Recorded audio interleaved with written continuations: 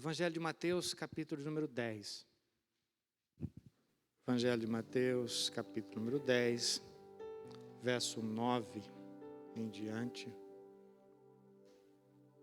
Diz assim a Sagrada Escritura: Não levem ouro, nem prata, nem cobre em seus cintos, nem sacola para o caminho, nem duas túnicas, nem sandálias, nem bordão, porque o trabalhador é digno do seu alimento. E em qualquer cidade ou aldeia em que vocês entrarem, perguntem quem nelas é digno e fiquem ali até saírem daquele lugar. Ao entrarem na casa, saúdem-na. Se a casa for digna, que a paz de vocês venha sobre ela. E se porém não for digna, a paz voltará para vocês. Se alguém não quiser recebê-los, nem ouvir as palavras de vocês, ao saírem daquela casa ou daquela cidade, sacudam o pó dos pés. Em verdade, lhes digo que haverá menos rigor para Sodoma e Gomorra no dia do juízo do que para aquela cidade. Pedimos ao Pai que o Teu Espírito Santo nos ajude a entender um pouco mais dessa passagem e que o nosso coração seja tocado por Ti poderosamente, Senhor. Esse é o desejo do nosso coração, porque sabemos que se o Senhor não atuar, de nada adianta qualquer esforço da nossa parte. Assim nós oramos em nome de Jesus. Amém. Amém. Nós estamos, irmãos, numa série de mensagens cujo tema da série é o preço e a urgência do discipulado. O preço e a urgência do discipulado. Domingo passado nós falamos do comissionamento, a comissão, chamado, que Jesus fez aos seus discípulos. Jesus escolhe 12 homens.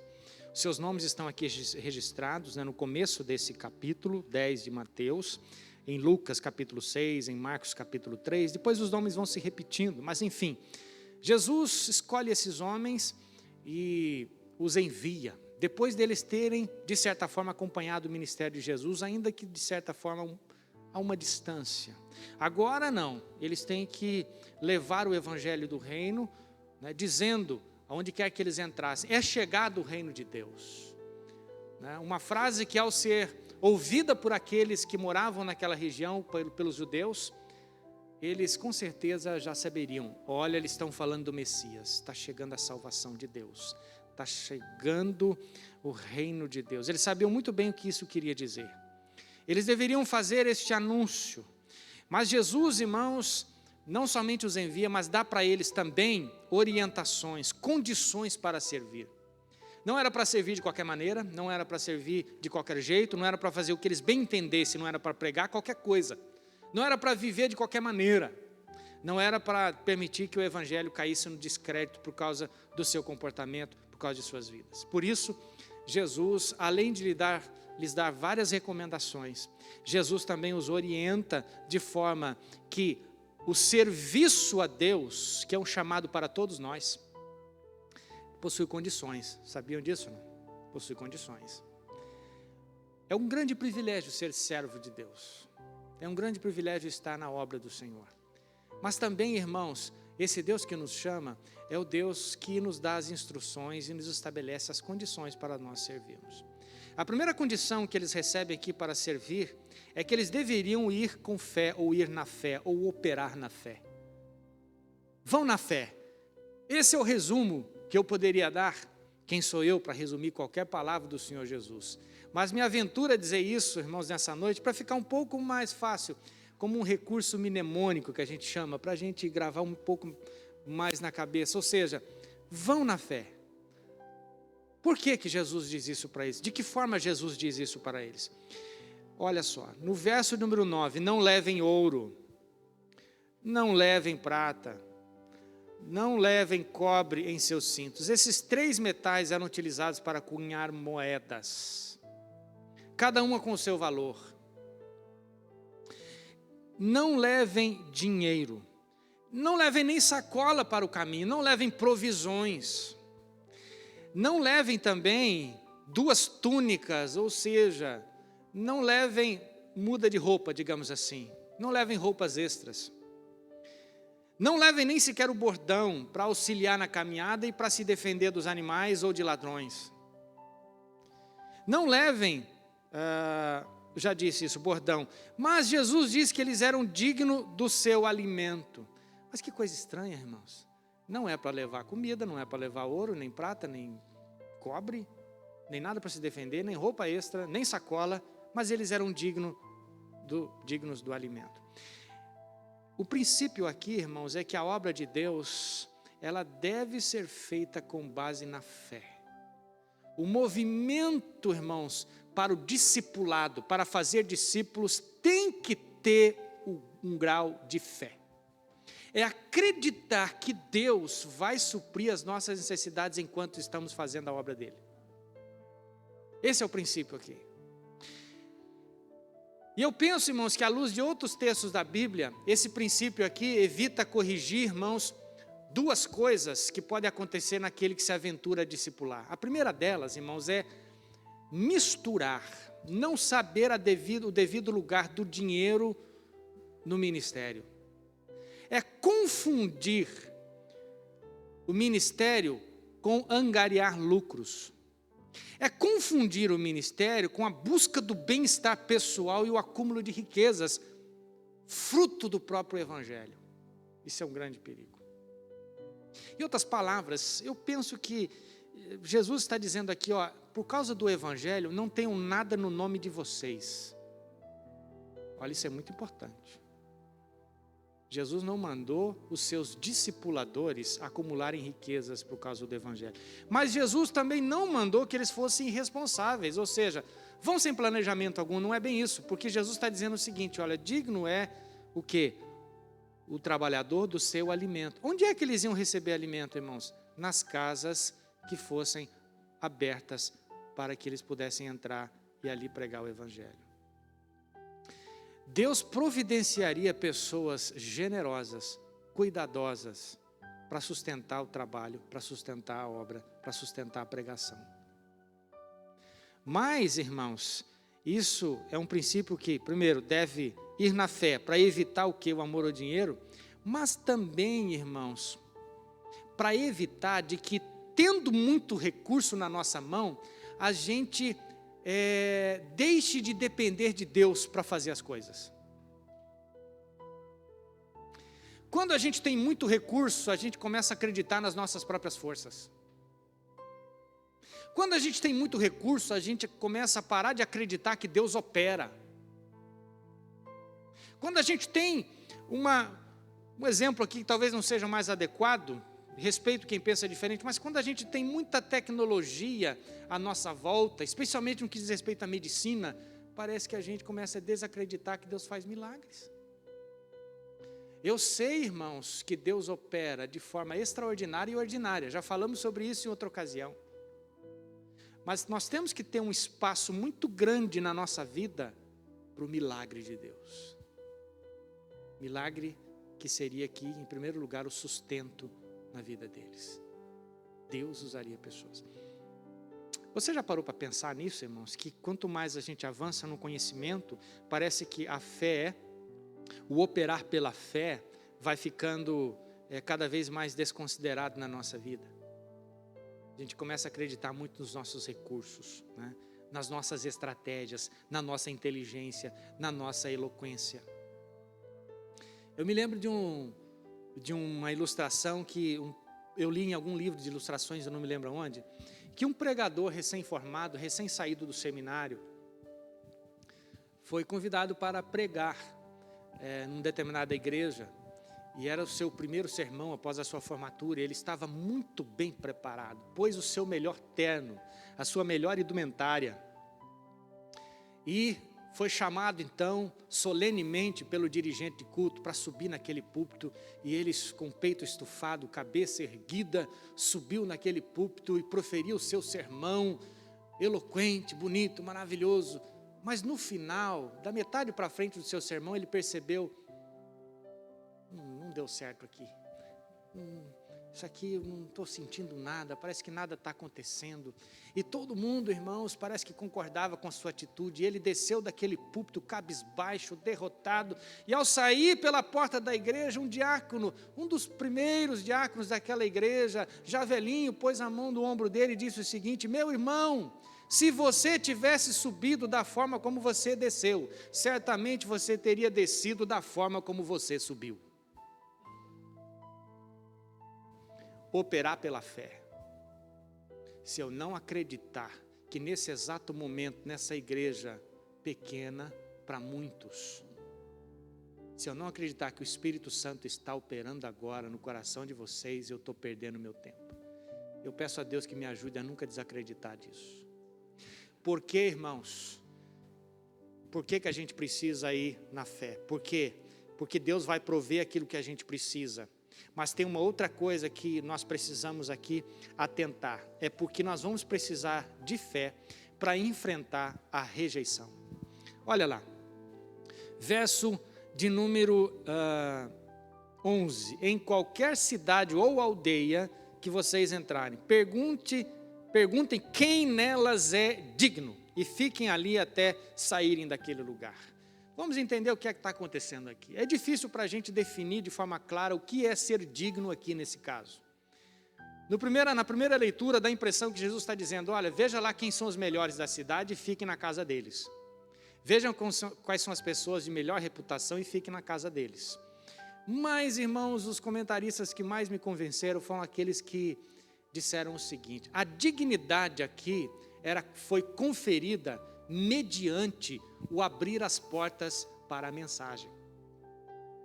Assim que aquela casa abriu recebeu aqueles missionários, aqueles discípulos, aqueles discipuladores, assim que eles fossem recebidos, recebendo, portanto, acenando positivamente ao cumprimento de paz, aquela casa era digna.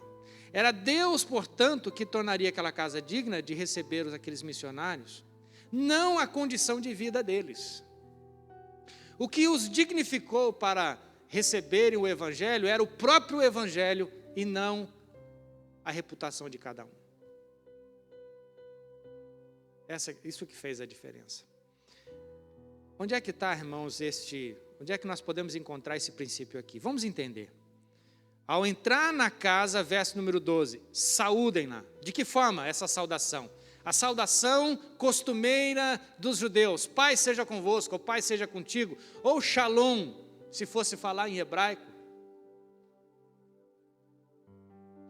Mas esse desejo, essa saudação era muito mais do que um bom dia, boa tarde, do que paz do Senhor, do que paz de Deus, seja lá o que for. Quando um judeu olhava para o outro e dizia shalom, ele estava desejando que uma atmosfera divina envolvesse a vida dele, a família dele, de modo que a casa dele pudesse perceber a presença de Deus na vida deles. Era uma paz completa, era uma paz abençoadora, era muito mais do que um cumprimento. Então, quando aqueles discipuladores, quando aqueles 12 diziam paz, em contrapartida, se esperava que naquela casa as pessoas abrissem a sua porta e os recebessem e dissessem para eles: olha, paz com vocês também. Mas o contrário também acontecia. Já parou para imaginar essa situação? Você, meu irmão, minha irmã, vai pregar o Evangelho ou vai levar um folheto na casa de alguém. Alguém já passou por isso, de estar entregando um folheto? Alguém fala: eu não quero isso aqui, isso é coisa de crente, eu não gosto de crente. Eu já passei por isso. Alguém já passou? Dá um negócio na garganta da gente, né? Um misto de vergonha, um misto de revolta às vezes. Mas Jesus, irmão, salientou os seus discipuladores de que isso poderia acontecer.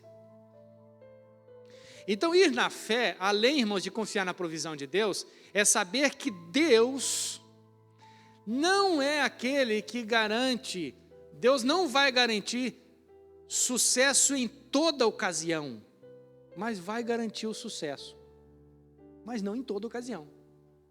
Porque tem gente que recebe o Evangelho e tem gente que não recebe o Evangelho.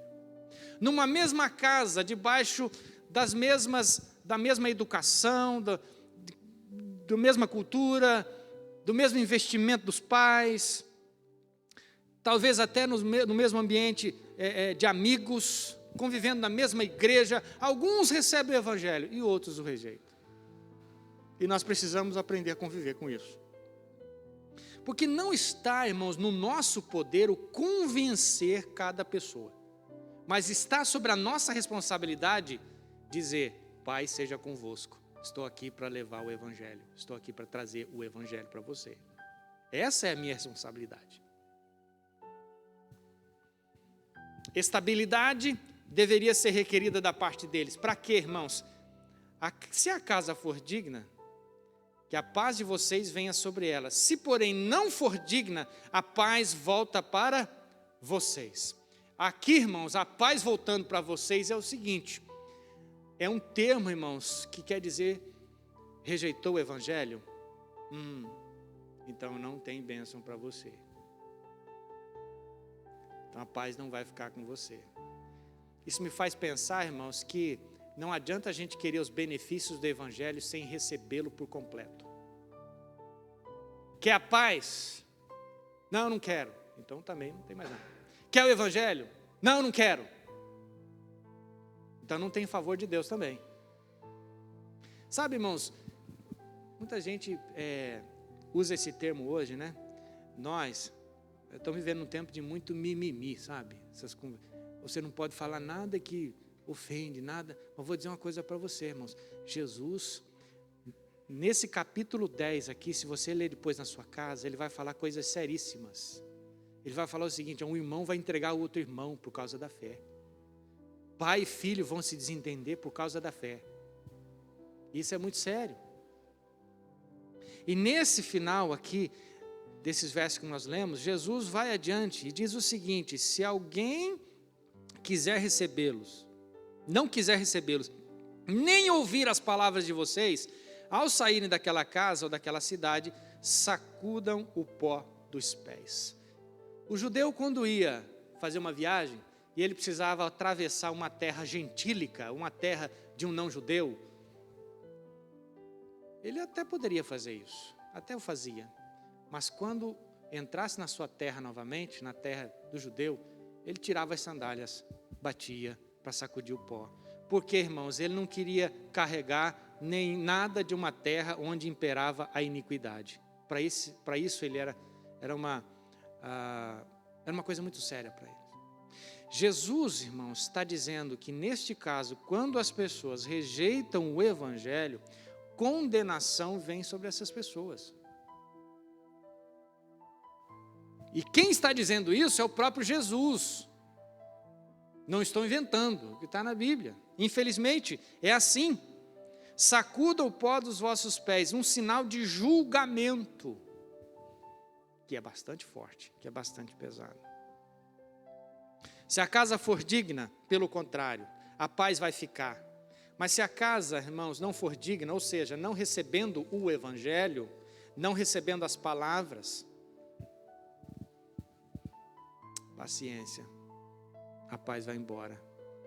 Irmãos, um lugar onde não tem a paz de Deus é tormento, é sofrimento, é desassossego na alma. Nunca há felicidade com as coisas que estão à nossa volta, porque nós não temos a paz de Deus na nossa vida. E aqui eu quero salientar para vocês que uma leitura um pouco mais acurada desse texto, você vai perceber que Jesus está falando da rejeição pessoal do evangelho, da rejeição coletiva do evangelho. A rejeição pessoal, ou seja, chegou numa casa, e esta casa, uma pessoa que abriu a porta não recebeu o evangelho, uma rejeição pessoal, mas também fala de aldeias e cidades que rejeitam o evangelho. Eu não quero me delongar muito aqui, especialmente por causa dessa noite fria, mas historicamente nós sabemos o resultado histórico das cidades e de países que receberam o evangelho. Quão diferentes são esses países, quão prósperos são. É claro que muitos agora, do século XX para cá, viraram as costas para a sua herança. Nós bem sabemos disso. Mas quanto foram abençoados, não é? Por causa do Evangelho. Por último, irmãos, eu quero salientar aqui, reforçar esse aspecto do julgamento pela rejeição do Evangelho. No verso 15, Jesus diz: em verdade lhes digo que haverá menos rigor para Sodoma e Gomorra no dia do juízo do que para aquela cidade. A rejeição coletiva aqui foi, irmãos, Jesus vai lá para o Antigo Testamento, lá para o livro de Gênesis, lá para a história de Ló, que morava em Sodoma. Quando este recebe a visita de 2 anjos enviados por Deus para verificar o clamor da iniquidade que estava subindo até diante de Deus. E Deus, numa espécie de eufemismo, de figura de linguagem, Deus diz assim: eu vou descer lá para ver se é realmente essa iniquidade toda. É claro que Deus sabe todas as coisas, mas que a gente pudesse entender por que 2 anjos foram visitar o Ló. E lá foram visitar o Ló, a fim de tirá-lo daquela cidade, porque Deus já tinha resolvido, irmãos, executar o seu juízo sobre aquela cidade. Mas por causa da intercessão de um servo de Deus, que disse para o Senhor: se houver 50 pessoas lá que não são dessa maneira, que não são iníquos dessa maneira, se houver 45, se houver 40, se houver 30, se houver 20, por fim, irmão, sobrou o Ló e sua família. Por isso os 2 anjos foram lá enviados para resgatá-los. Mas sabe o que o povo da cidade, irmãos, Gênesis capítulo 18, sabe o que o povo da cidade quis fazer com os 2 anjos do Senhor que tinham aparência humana? Abusar deles sexualmente. E diz o texto bíblico, irmãos, que desde o mais moço até o mais velho faziam parte da multidão que estava fora da casa de Ló, prestes a arrombar sua casa para abusar daqueles anjos. Os anjos feriram aquela multidão de cegueira, pegaram Ló, sua família, sua esposa especialmente, e partiram daquela cidade. E sabemos o que aconteceu com Sodoma, sabemos o que aconteceu com Gomorra. O juízo de Deus veio, aquela cidade foi toda destruída. Por quê, irmãos? Nós bem sabemos, por causa do seu estilo de vida promíscuo, fora dos princípios de Deus. E aqui, irmãos, voltando ao nosso texto, Jesus diz que haverá menos rigor no dia do juízo para Sodoma e Gomorra do que para a cidade que rejeitou o evangelho levado pelos discípulos do Senhor. Isso é muito forte. É para a gente pensar bem. Não é? Imagine, irmãos, imagine a destruição de Sodoma e Gomorra. Terrível. Imagina o que vai acontecer então com aqueles que rejeitam o evangelho. Por que isso, irmãos? Concluindo, aqueles anjos, embora fossem mensageiros do Eterno, embora estivessem ali a serviço do Eterno, eram seres angelicais, mensageiros de Deus. Mas agora, irmãos, ao rejeitarem, quando Jesus fala a respeito dessas cidades que rejeitam os emissários do Senhor Jesus, que rejeitam os seus apóstolos, que rejeitam a mensagem, melhor dizendo, eles não estão rejeitando os mensageiros, mas estão rejeitando o conteúdo da mensagem, que é o próprio Cristo. E sem, irmãos, que haja uma aceitação e uma recepção de Jesus nos corações, essas pessoas estão perdidas. Esse é o grande problema.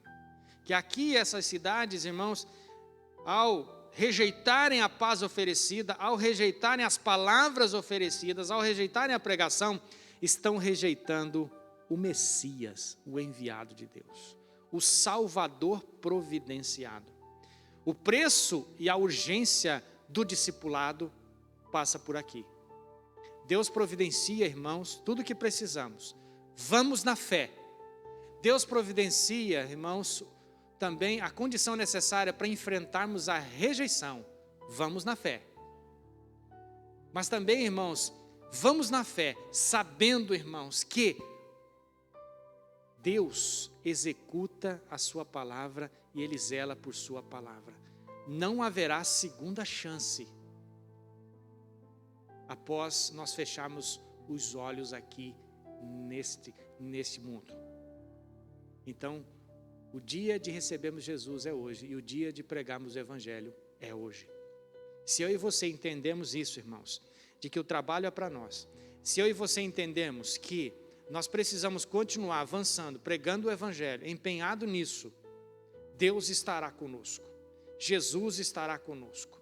Não desanime se você foi rejeitado e se a sua mensagem foi rejeitada. Assim, irmãos, aconteceu com aqueles discípulos. Assim aconteceu com o próprio Cristo. Veio para os seus e os seus não o receberam, diz o Evangelho de João, capítulo número 1. Foi rejeitado, humilhado, cuspido. Da mesma forma, irmãos, não há garantia alguma de que nós vamos ser bem recebidos em todo lugar. Mas saiamos, aventuremos a pregar o Evangelho do Reino de Deus, que é a única coisa que pode tirar uma pessoa da perdição eterna, do juízo que virá das mãos do Eterno. Que Deus te abençoe poderosamente nessa noite. Amém? Vamos curvar nossos olhos, fechar nossos olhos, curvar nossa cabeça e vamos fazer uma oração. Vou pedir para o pastor Sidney fazer essa oração, se ele assim puder.